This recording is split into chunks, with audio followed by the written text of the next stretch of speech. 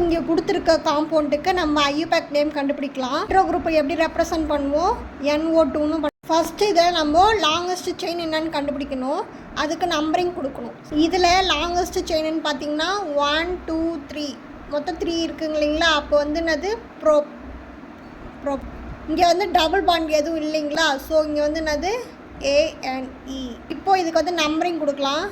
எந்த கார்பன் பக்கத்தில் functional group இருக்குதோ அதுதான் ஃபஸ்ட்டு நம்பரிங் கொடுக்கணும். ஃபஸ்ட்டு 1 2 3.